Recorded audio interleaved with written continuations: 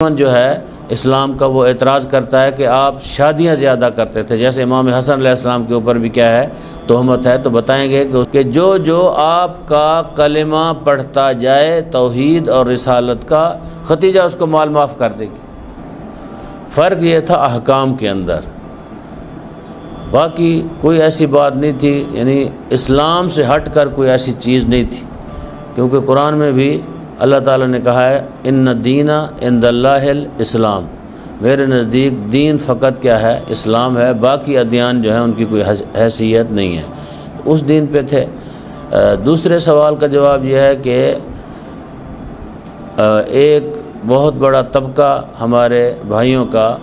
حضرت ابو طالب کو مسلم نہیں مانتا، تو کیا ضرورت پڑی تھی؟ پہلی بات تو یہ ہے کہ وہ جو نہیں مانتے ان کی معلومات بہت کم ہے، علم کیا ہے ان کا محدود ہے، ان کو پتہ نہیں ہے بہت ساری چیزوں کا۔ اب الحمدللہ ایک بہت بڑا حصہ جو ہے اس بات کے اوپر آ گیا ہے کہ ہے، اور بعض اہل سنت نے کئی صفحات پر کتب بھی تحریر کی ہیں ایمان حضرت ابو طالب پہ، ایسی کوئی بات نہیں۔ اور پھر بہترین جواب اس کا یہ ہے کہ آپ صلی اللہ علیہ وآلہ وسلم بہتر جانتے تھے کہ میرا چچا مومن ہے یا مومن نہیں ہے۔ اگر وہ مومن نہیں تھے تو آپ نے کیوں دعوت دی کہ خطبہ نکاح جو ہے آپ پڑھیں؟ پھر اس سے بڑھ کر ایک اور بات ہے کہ جب آپ کا خطبہ نکاح حضرت ابو طالب نے پڑھا تو اس کے اندر توحید کا کثرت سے تذکرہ کیا۔ جو بندہ توحید کا تذکرہ کر رہا ہو، پھر آپ صلی اللہ علیہ وآلہ وسلم کا بھی تذکرہ کیا، ان نعمات کا تذکرہ کیا جو اللہ تعالیٰ نے عطا کی ہیں، تو وہ بندہ کبھی بھی یعنی مشرک یا کافر نہیں ہو سکتا۔ مشرک اور کافر جو ہے توحید پرست نہیں ہوتا۔ حضرت ابو طالب جو ہیں توحید پرست تھے، وہ خطبہ طولانی ہے، ہمارا یہاں محل نہیں ہے کہ ہم اس خطبے کو پیش کریں۔ اگر کسی اور وقت میں آپ لوگوں نے چاہا تو وہ خطبہ ہم انشاءاللہ آپ کو سنا سکتے ہیں اور اس کا ترجمہ بھی بتا سکتے ہیں وہ خطبہ کیا تھا۔ تو کام خطبے کے بعد، رشتہ مانگنے کے بعد کیا ہوا کام؟ خطبہ نکاح کا کام انجام پایا۔ تو خطبہ بھی حضرت ابو طالب نے کیا، پیغمبر نے جواب دے دیا ان کو کہ ٹھیک ہے کہ ہم راضی ہیں۔ جب چچا سے مشورہ کیا تو پھر آپ نے اپنے چچا کو بھیجا، جیسا دستور ہوتا ہے زمانے کا، آپ جائیں، جا کے باقاعدہ خطبہ کریں۔ پھر خطبہ کیا گیا، رشتہ مانگا گیا، پھر شادی قرار پائی۔ جیسا کہ میں نے آغاز میں آپ کو کہا تھا کہ یہ بات بھی غلط ہے کہ یہ پہلی بیوی ہے جس کا رشتہ باقاعدہ مانگا گیا، باقیوں کا نہیں مانگا،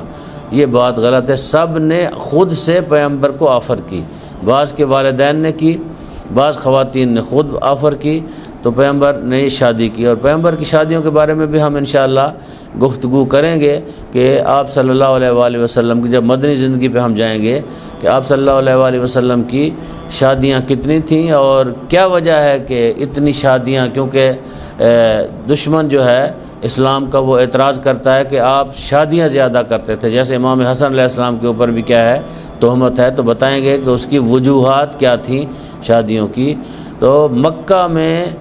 جناب خدیجہ سے شادی کی، اور جب تک جناب خدیجۃ الکبریٰ سلام اللہ علیہا زندہ رہیں تو اللہ کے رسول نے اور شادی نہیں کی۔ تو پھر کیا ہے، ولیمے کا وقت آیا تو جناب ابو طالب نے اپنی بساط کے مطابق کیا ہے، ولیمہ کیا۔ اب جناب خدیجۃ الکبریٰ بہت مالدار خاتون تھی، اس کے بارے میں ہم ذکر کریں گے کہ یہ مال جو ہے اتنی تیزی سے کیسے جو ہے مال سارے کا سارا ختم ہو گیا۔ ایک بہت بڑا تاجر ہو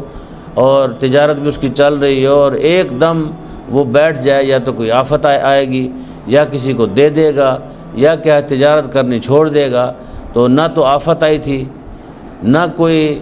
ایسا تھا کہ وہ کام بیوی نے چھوڑ دیا ہو کہ تجارت نہیں کرنی، یہ بھی بات بھی نہیں تھی۔ ہاں، تیسری صورت تھی کہ آپ نے اپنا وہ مال آپ صلی اللہ علیہ وآلہ وسلم کو شادی کے بعد ساری چیزیں دے دی، اور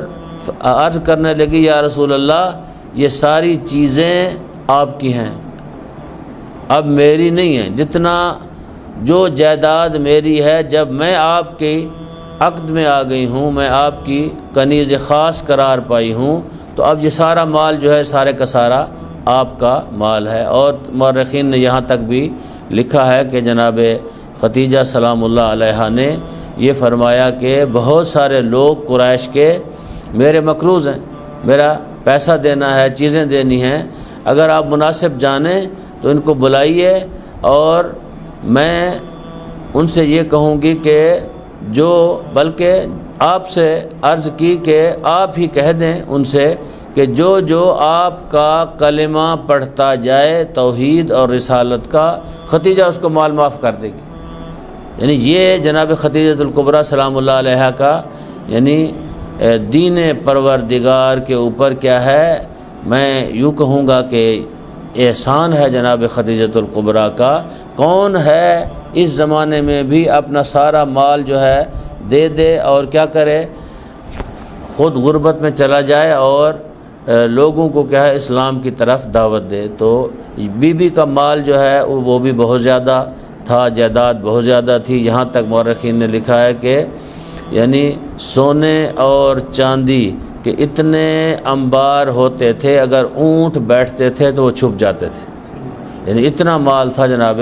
ختیجہ الکبریٰ سلام اللہ علیہا کے پاس۔ اب عمر کے بارے میں بھی بحث ہے جناب ختیجہ الکبریٰ کی، بی بی کا اب تذکرہ آیا تو تھوڑی بات بی بی کے بارے میں بھی سن لیں، کیونکہ وہ لوگ جو آپ کے ساتھ متعلق ہیں ان کا تذکرہ جو ہے انشاءاللہ ہم تھوڑا کریں۔